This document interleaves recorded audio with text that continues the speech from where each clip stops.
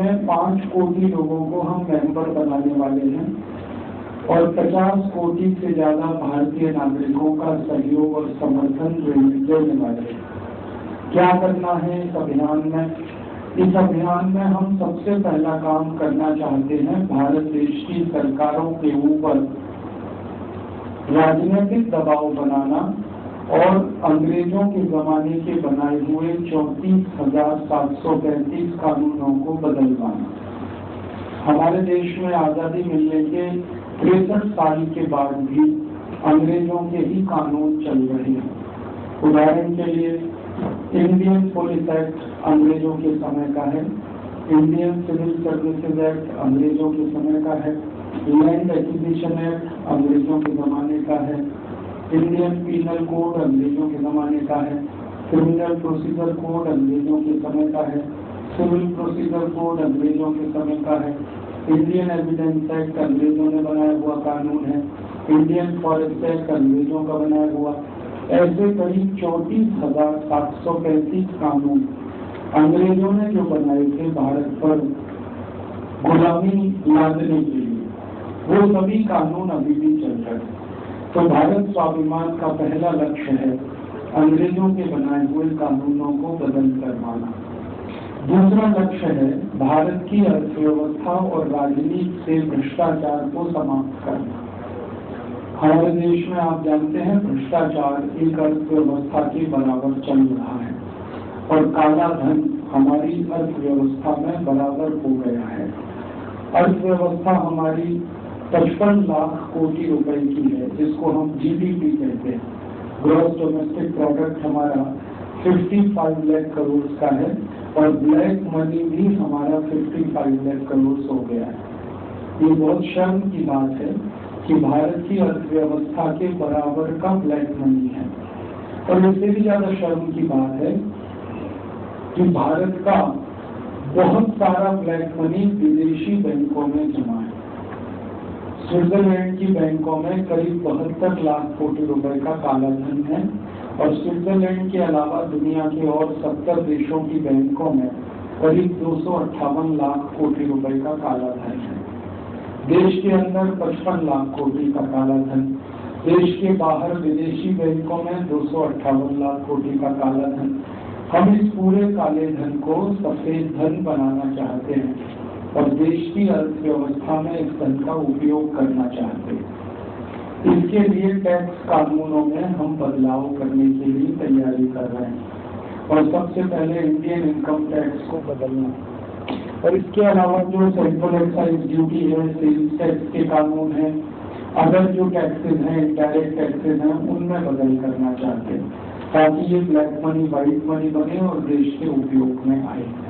तीसरा काम हम करना चाहते हैं, भारत के शेतकरी नागरिकों के लिए हम ऑर्गेनिक फार्मिंग, सावयव कृषि गड़बड़ करता है।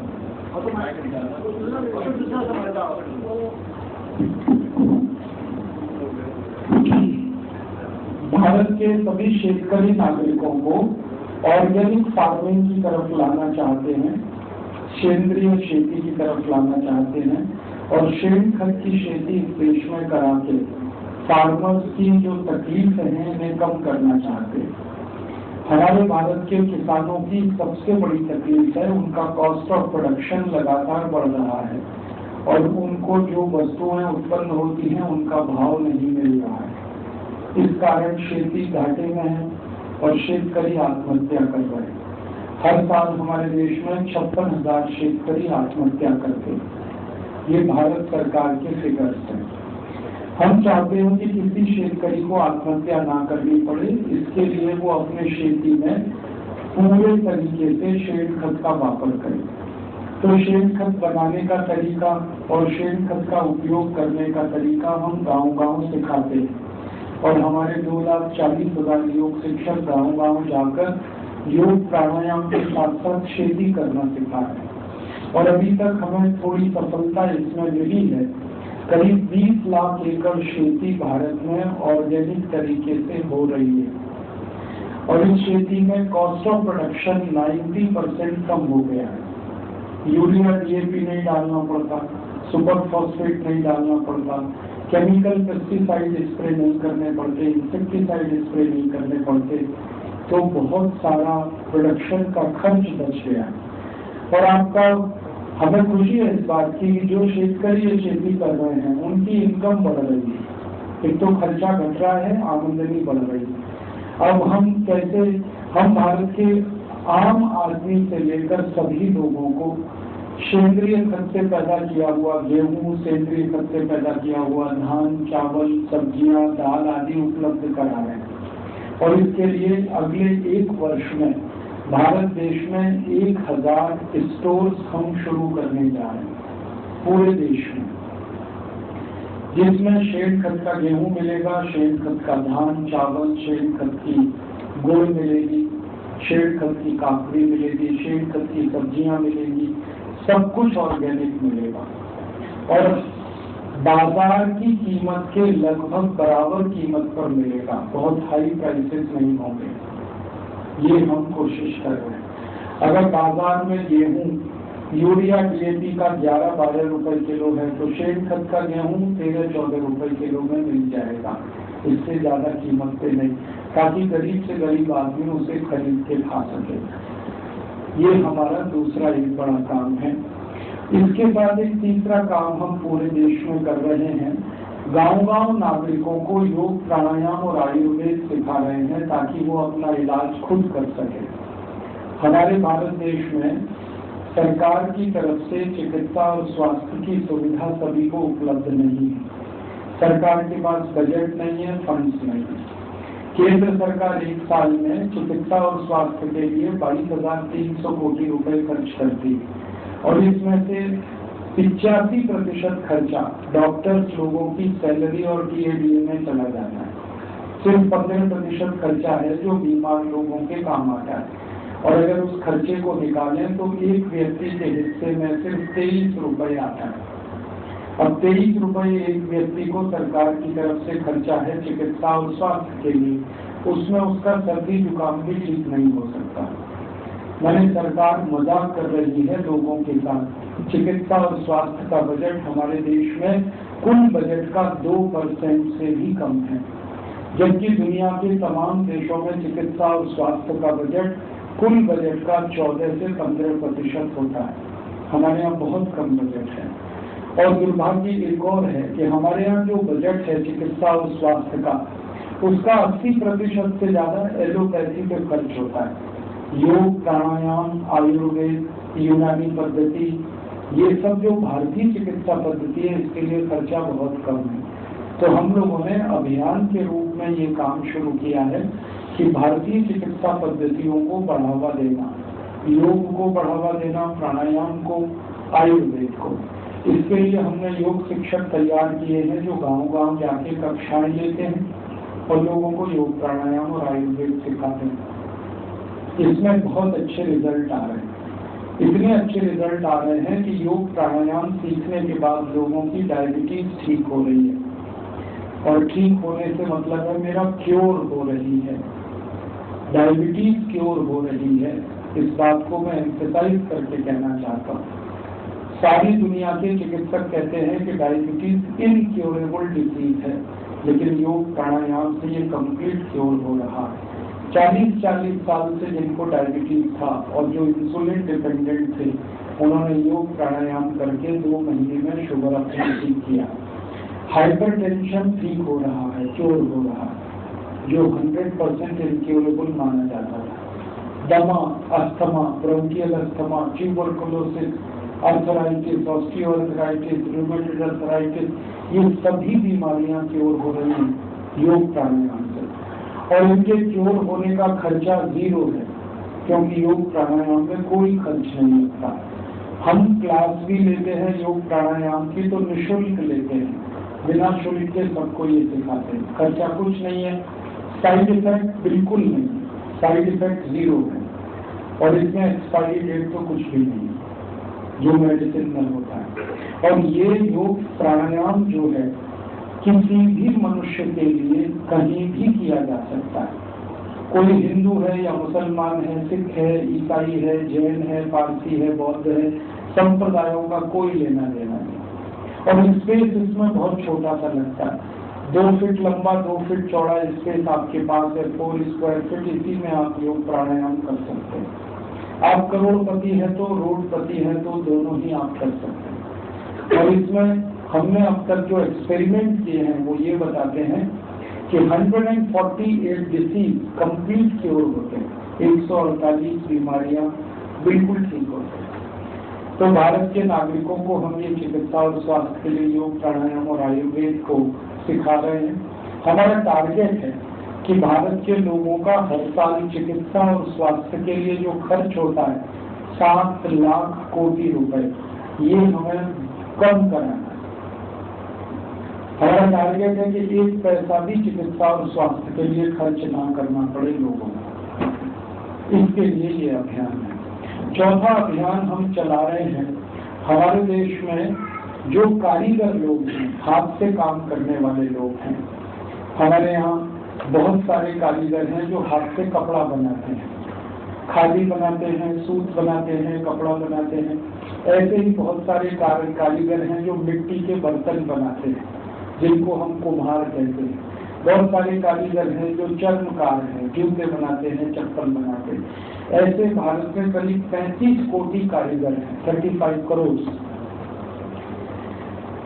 हमारी कोशिश ये है कि ज्यादा से ज्यादा वस्तुएं बाजार में इन कारीगरों की बनाई हुई बिके। अभी हमारे देश में सरकार के द्वारा ग्लोबलाइजेशन और लिबरलाइजेशन की पॉलिसी चल रही है, जिसमें सब कुछ विदेशों से आकर भारत में बिक रहा है। हमारी कोशिश है कि हम ग्लोबलाइजेशन को लोकलाइजेशन में कन्वर्ट करें, माने लोकल जो हमारे कारीगर हैं, हाथ से काम करने वाले, उनका बनाया हुआ कपड़ा बिके, उनके बनाए हुए चीनी मिट्टी के बर्तन बिके, उनका बनाया हुआ मिट्टी का बर्तन बिके, उन्हीं का ज्यादा से ज्यादा सामान भारत के बाजार में बिके, ताकि उनकी रोजी रोटी चलती रहे और उनका सम्मान बरकरार रहे। तो कारीगरों की तरफ हमारा विशेष ध्यान है। और हम मानते हैं कि भारत देश 2 ही समाज का देश है, या तो शेतकरी है हमारे यहाँ या कारीगर है। शेतकरी हमारे यहाँ करीब 78 कोटि और कारीगर हमारे यहाँ 35 कोटि, दोनों को मिला दें तो भारत की टोटल पॉपुलेशन का ये बड़ा हिस्सा है। इनको मदद करनी, क्योंकि ग्लोबलाइजेशन में सबसे ज्यादा नुकसान इन्हीं को हो रहा है। हमारी सरकार ने जो ग्लोबलाइजेशन शुरू किया है वो एक्चुअली ग्लोबलाइजेशन नहीं है, वो अमेरिकनाइजेशन है। सब कुछ अमेरिकन कंपनियों के लिए यहाँ खुली छूट है। American culture, American company, American casinos, American जुए के अड्डे, अमेरिकन शराब, अमेरिकन परफ्यूम, अमेरिकन कॉस्मेटिक, सब कुछ अमेरिकन होता जा रहा है हमारे देश। और सबसे खतरनाक बात है कि ग्लोबलाइजेशन में गवर्नमेंट ऑफ इंडिया ने अब अमेरिकन कंपनीज को भारत की लैंड परचेज करने की छूट देना शुरू किया है कि वो भारत में आके जमीन खरीद सकें और यहाँ पर अपने साम्राज्य स्थापित करें। हम मानते हैं कि ये कॉलोनाइजेशन का ही नया स्वरूप है, ये ग्लोबलाइजेशन नहीं है, ये रीकॉलोनाइजेशन है। पहले ये कॉलोनाइजेशन हुआ था ब्रिटिशर्स के द्वारा, इस बार ये होने की तैयारी चल रही है अमेरिकन के द्वारा। तो इस कॉलोनाइजेशन की प्रोसेस को तोड़ना है, इस ग्लोबलाइजेशन के प्रोसेस को रोकना है, और इसको रोकने की ताकत और तोड़ने की ताकत भारत के कारीगरों में है, भारत के किसानों में। तो किसानों और कारीगरों दोनों को एक साथ हम इकट्ठा करके इस लड़ाई को लड़ना चाहते हैं। और इस लड़ाई में हमारा जो स्लोगन है वो है बी इंडियन बाई इंडियन, भारतीय बने और भारतीय वस्तुओं का ही उपयोग करें। हमारी सरकार का नारा है बी अमेरिकन बाई अमेरिकन। आप अमरीकी हो जाएं और अमरीकी चीजें ही खरीदते जाएं, Pepsi cola, Coca Cola, Colgate Palmolive, Procter and Gamble, Reckitt and Colman, Johnson and Johnson, ऐसी हजारों अमरीकी कंपनियों को सरकार ने भारत में बुला लिया है। अब वो छोटी छोटी चीजों से लेकर बड़ी बड़ी चीजें बेच रहे हैं। आलू का चिप्स अमेरिकन कंपनियां बेच रही हैं। आलू 10 रुपए किलो मिलता है उनको भारत से, और चिप्स 480 रुपए किलो वो बेच रहे हैं। टमाटो सॉस अमेरिकन कंपनी बेच रही है, टमाटर 5-6 रुपए किलो मिलता है, टमाटो सॉस 200 रुपए किलो वो बेचते हैं। पानी हमारे देश में जो आसानी से सबको मिल जाता था, उस पानी को अमेरिकन कंपनियों ने 15 रुपए लीटर कर दिया है, जो दूध से भी ज्यादा महंगा है। हमारे देश में हजारों बच्चों को दूध नहीं मिल पाता पीने के लिए, अमेरिकन कंपनी भारत में लाखों लीटर दूध बर्बाद करके चॉकलेट बनाते हैं और उस चॉकलेट को 1500 रुपए किलो बिकवाते हैं। अब हम इसके खिलाफ खड़े हैं और हमें इसका पूरी ताकत से जवाब देना है। इसलिए सारे देश को हम इकट्ठा कर रहे हैं इस विदेशीकरण के खिलाफ, अमरीकीकरण के खिलाफ। और इसमें आखिरी लड़ाई हम लड़ने की तैयारी कर रहे हैं कि हमारे देश के जो रिसोर्सेज हैं, जो नेचुरल रिसोर्सेज हैं, वो धीरे धीरे प्राइवेटाइज हो रहे हैं। हमारी माइंस हैं, उनको प्राइवेटाइज किया जा रहा है। हमारे तालाब और सरोवर हैं, पानी की व्यवस्था है, उसका प्राइवेटाइजेशन हो रहा है। हमारे जंगलों का प्राइवेटाइजेशन शुरू हो रहा है। इसके खिलाफ हम बड़ी लड़ाई की तैयारी कर रहे हैं, क्योंकि देश की संपत्ति निजी हाथों में जाना ये सबसे खतरनाक बात होती है किसी भी देश के लिए। दुनिया में जो हाईली ग्लोबलाइज्ड कंट्री हैं, उनके यहाँ भी नेचुरल रिसोर्सेज निजी संपत्ति नहीं होते। इवन अमेरिका में नहीं है, यूरोप के देशों में नहीं, और हमारे यहाँ उल्टी दिशा में ये जा रहा है। क्योंकि ये सारे रिसोर्सेज निजी हाथों में जा रहे हैं, इसलिए इनका अंधाधुंध दोहन हो रहा है, शोषण हो रहा है, और संपत्ति देश के बाहर कौड़ी के भाव में बेची जा रही है। हम हमारे नेचुरल रिसोर्सेज को बर्बाद करके यहाँ से जो कुछ भी विदेश में भेज रहे हैं, वो सब कौड़ी के भाव बिक रहा है, क्योंकि रुपए की कीमत बहुत कम है, डॉलर की कीमत बहुत ज्यादा है। मैं आपको एक पुरानी जानकारी दूं, जब हम आजाद हुए थे तो हम आयरन ओर एक्सपोर्ट करते थे, 7 रुपए किलो उसकी कीमत होती थी। अब आजादी के 63 साल के बाद सेम आयरन ओर हम एक्सपोर्ट करते हैं, उसकी कीमत 25 पैसे किलो होती है। हम लुटा रहे हैं अपनी संपत्ति विदेशियों को, और ये संपत्ति जो लूटी जा रही है ये वापस नहीं आने वाली है। एक बार ये संपत्ति खत्म हुई तो ये हमेशा के लिए खत्म होने वाली है। कुछ संपत्ति तो ऐसी है जो रिन्यूएबल है, जिसको हम फिर बना सकते हैं, लेकिन कुछ संपत्ति है जो नॉन रिन्यूएबल है, जिसको दोबारा नहीं बनाया जा सकता। तो सारे देश में इसकी हम जन जागृति खड़ी कर रहे हैं, संगठन बना रहे हैं, और अगले 4 सालों में हमारे संगठन में 5 कोटि डायरेक्ट मेंबर होंगे, 50 कोटि लोग हमारे इनडायरेक्ट सपोर्टर होंगे। उनकी मदद से सरकारों पर दबाव डालना है, कानून बदल करना है, नीतियां बदल करनी है, नियम बदल करने हैं।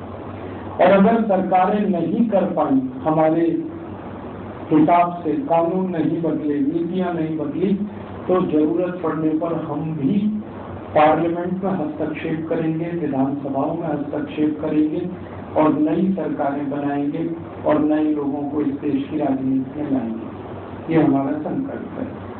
या तो सरकारें अगले 4 सालों में देश में नीतियों को बदलें, ग्लोबलाइजेशन को रोकें, रिकॉलोनाइजेशन को रोकें, हमारे संपत्ति को बर्बाद होने से बचाएं, हमारे कारीगर, हमारे किसानों को ठीक तरह से रखने की भी नीतियां बनाएं, अंग्रेजों के कानून बदल दें। और अगर ये सब इन्होंने नहीं किया तो हमारा संकल्प है कि 2014 का जब चुनाव होगा पूरे देश में, तो सारे देश में से हम अधिक से अधिक सांसदों को चुनकर लाएंगे लोकसभा के लिए, और जरूरत पड़ने पर विधानसभाओं के लिए, और एक नई व्यवस्था वाला भारत हम बनाएंगे। इस संकल्प के साथ हम आगे बढ़ रहे हैं। उम्मीद है कि हम इसमें सफल होंगे, क्योंकि पिछले 1 साल में हमें बहुत सफलता मिली है। हमारा जो संगठन है भारत स्वाभिमान, इसका ग्रोथ रेट पिछले 1 साल का अगर हम निकालें तो बड़ी से बड़ी मल्टीनेशनल कंपनी से 1000 टाइम्स ज्यादा है। माने लोगों का सपोर्ट हमें मिल रहा है, लोग हमारे साथ जुड़ रहे हैं, और लोग हमें मदद भी कर रहे हैं। ये पूरा अभियान लोगों की मदद से चल रहा है। ये पूरा अभियान आगे भी लोगों की मदद से ही चलने वाला है। अगले 1 से 4 मई गोवा में इस अभियान का एक विशेष चरण शुरू हो रहा है। परम पूजनीय स्वामी रामदेव जी 4 दिन के लिए गोवा आ रहे हैं। 1 मई से 4 मई उनका यहाँ शिविर आयोजित हो रहा है, जिसमें हजारों लोग भाग लेंगे जो भारत स्वाभिमान के मेंबर बन चुके हैं। और हमारे भारत देश में हर जिले में अगले 2 सालों तक शिविर करने की योजना है। उस योजना का शुभारंभ गोवा से हो रहा है। पहला जो हम शिविर कर रहे हैं पूरे देश में जिले स्तर का, वो गोवा से शुरू हो रहा है और आने वाले 2 साल तक ये शिविर 380 जिलों में चलते रहेंगे। इनमें हम मेंबरशिप करेंगे, अभियान की ताकत बढ़ाएंगे और लोगों को अपने योग शिक्षण के साथ जोड़ेंगे। इतना मुझे कहना था। अब आपके प्रश्न होंगे तो उनका उत्तर देने की कोशिश करूँगा। फॉर्मल पार्टी कब लॉन्च हो जाएगी?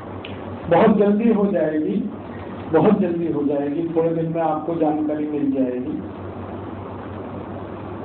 राजनीतिक लड़ाई लड़नी है, ये घोषणा हमने कर दी है। पार्टी का नाम भी स्पष्ट है, भारत स्वाभिमान। रजिस्ट्रेशन वगैरह की कुछ फॉर्मेलिटीज हैं, वो पूरी होते ही आपको जानकारी हो जाएगी। हाँ, अंग्रेजों ने जब भारत देश को अटैक किया था या भारत में एंट्री की थी, उस समय भी उन्होंने ग्लोबलाइजेशन का ही नारा दिया था और उनका नारा था फ्री ट्रेड। और उनका फ्री ट्रेड का मतलब था कि जो ब्रिटिश गुड्स हैं वो भारत में टैक्स फ्री हों और इंडियन गुड्स पर ज्यादा से ज्यादा टैक्स लगे। Same is the process of globalisation. Bharat सरकार ने 91 से ये जो प्रोसेस शुरू किया है, इसमें विदेशों से आने वाली वस्तुओं को टैक्स कम से कम किया है और देश के अंदर बनने वाली वस्तुओं पर इनडायरेक्ट टैक्सेस ज्यादा से ज्यादा लगाए। परिणाम यह है कि भारतीय वस्तुएं महंगी हैं, विदेशी वस्तुएं सस्ती। तो हम इसको रिवर्स करना चाहते हैं और वो रिवर्स कैसे करेंगे? टैक्स सिस्टम को चेंज करके। हम चाहते हैं कि भारत में बनने वाली वस्तुओं को मिनिमम टैक्स होगा और विदेशों से आने वाली वस्तुओं को मैक्सिमम टैक्स होगा। वो करके हम इस ग्लोबलाइजेशन को रिवर्स करेंगे। हमारे भारत में सादा पीने का पानी बिल्कुल फ्री मिलेगा। पेप्सी कोला, कोका कोला सबसे महंगा मिलेगा। हमारे भारत में सादा पीने का दूध सस्ते से सस्ता मिलेगा, लेकिन चॉकलेट महंगी से महंगी होगी। माने जो नॉन एसेंशियल आइटम्स हैं, जिनकी हमारी लाइफ में कोई जरूरत नहीं है, ये सभी आइटम्स को सरकार ने जो छूट दे रखी है, हम उसे खत्म करेंगे। और मल्टीनेशनल कंपनीज को जो छूट मिली हुई है, आपको शायद सुनकर हैरानी होगी, आप पंजिम में रहते हैं, गोवा में रहते हैं, आप पीने के पानी पर टैक्स देते हैं, लेकिन पेप्सी कोक को 1 पैसा टैक्स नहीं लगता। उनको सारा पानी टैक्स फ्री दिया जाता है पूरे देश में से। इसको हम रिवर्स करेंगे। हमारे देश के नागरिकों को हम पानी टैक्स फ्री दे सकते हैं, पेप्सी कोक को तो टैक्स फ्री देने का सवाल ही नहीं है। और इसके लिए हम लड़ना चाहते हैं भारत से लेकर ग्लोबल लेवल तक। और हमारी लड़ाई होगी WTO में, वर्ल्ड ट्रेड ऑर्गेनाइजेशन, क्योंकि WTO एक लीगल एंटिटी बन चुका है इस समय और ये सारा ग्लोबलाइजेशन WTO के थ्रू हो रहा है। हम WTO के पैरेलल एक WTO बनाने वाले हैं। दुनिया के 70-80 जो गरीब देश हैं, जिनको G77 कहा जाता है, उनको पैरेलल खड़ा करना चाहते हैं और उनका अलग से WTO बनाना चाहते हैं। और हमारा जो WTO होगा उस पर अमेरिकन यूरोपियन कंट्रोल नहीं होगा। हमारे WTO में गल्फ देश भी हो सकते हैं, अफ्रीकन कंट्रीज हो सकते हैं, लैटिन अमेरिकन देश होंगे, South East Asia, West Asia के देश होंगे। और हम जो ग्लोबलाइजेशन की बात कर रहे हैं वो ये कि जिसके पास जो चीज सरप्लस में है वो एक दूसरे के साथ उसे शेयर करे। हमारा ग्लोबलाइजेशन ये है। अमेरिका और यूरोप का जो ग्लोबलाइजेशन है वो ये है कि उनके पास जो सरप्लस में है वही सबको दें, हमारे पास जो सरप्लस है वो उसे नहीं लेंगे। जैसे हमारे पास लेबर सरप्लस है तो अमेरिका और यूरोप अपना दरवाजा हमारे लेबर फोर्स के लिए खोलने को तैयार नहीं। उनके पास कैपिटल सरप्लस है, वो अपने कैपिटल को यहाँ घुसाना चाहते हैं। हम इसको रिवर्स करेंगे। अगर हमारे पास लेबर सरप्लस है, किसी देश के पास नेचुरल रिसोर्सेज सरप्लस में है, किसी देश के पास कैपिटल सरप्लस में है, सब एक दूसरे के साथ शेयरिंग करेंगे, वो हमारा ग्लोबलाइजेशन का कॉन्सेप्ट है। हम अमेरिकनाइजेशन का विरोध करते हैं, ग्लोबलाइजेशन का। हम यूरोपियनाइजेशन का विरोध करते हैं, ग्लोबलाइजेशन का। तो हमारे ग्लोबलाइजेशन में अफ्रीका सेंट्रिक पॉलिसी होगी, हमारे ग्लोबलाइजेशन में लैटिन अमेरिका सेंट्रिक पॉलिसी होगी। अभी जो सरकार कर रही है उसमें सब कुछ अमेरिकन सेंट्रिक है, एग्जैक्टली अमेरिकन ओरिएंटेड भी। हमारे प्राइम मिनिस्टर रोज जो स्टेटमेंट करते हैं और पार्लियामेंट में जो पॉलिसीज बन रही हैं, हर समय अमेरिका को खुश करना, हर समय अमेरिका को खुश करना। हर दिन एक कानून बनाती है सरकार अमेरिका को खुश करने के लिए। अभी एक थोड़े दिन पहले कानून बनाने के लिए न्यूक्लियर लाइबिलिटी बिल, वो अमेरिकन कंपनी को खुश करने के लिए सरकार वो कानून बनाना चाहती है। तो हम भी बदलना चाहते हैं। हम मानते हैं कि सारी दुनिया में 200 देश हैं, अमेरिका एक देश है। सब कुछ अमेरिका देखकर हम नहीं कर सकते, और अमेरिका जैसे देशों से तो दूरी ही रखनी चाहिए हमको, क्योंकि मेरा मानना है कि जो खतरनाक जहरीले सांप होते हैं ना, उनके पास नहीं जाया जाता। आपके जंगल में किंग कोबरा होता, उसको पकड़ के घर में नहीं लाया जाता, या किंग कोबरा के पास जाके नहीं बैठा जाता। अमेरिका वैसा ही देश है, किसी देश का सम्मान नहीं करता, किसी देश की इज्जत नहीं करता, हर देश को अपने वेस्टेड इंटरेस्ट के हिसाब से तौलने वाला है। तो हम अमेरिकनाइजेशन को रिवर्स करना चाहते हैं और उसको हम लोकलाइजेशन में बदलना चाहते हैं।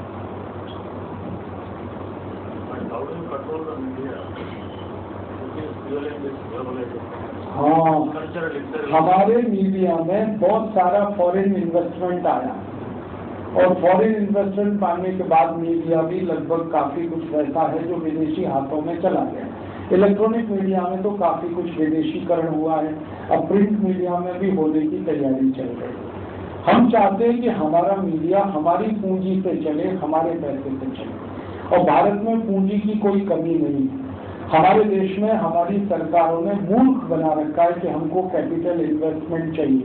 मैं आपको एक इंटरेस्टिंग बात बताऊं, गवर्नमेंट ऑफ इंडिया में लास्ट 91 से 2010 माने 20 इयर्स में जितना फॉरेन इन्वेस्टमेंट लाया है वो हमारे डोमेस्टिक सेविंग्स का 3% है, ओनली 3%। हमारी जो टोटल डोमेस्टिक सेविंग्स है उसका सिर्फ 3% है टोटल फॉरेन इन्वेस्टमेंट। इसका माने विदाउट फॉरेन इन्वेस्टमेंट के हम इस देश को चला सकते हैं, क्योंकि सेविंग्स हमारे पास इतनी है। लेकिन देश को मूर्ख बनाने के लिए बार बार ये कहा जाता है पूंजी की कमी।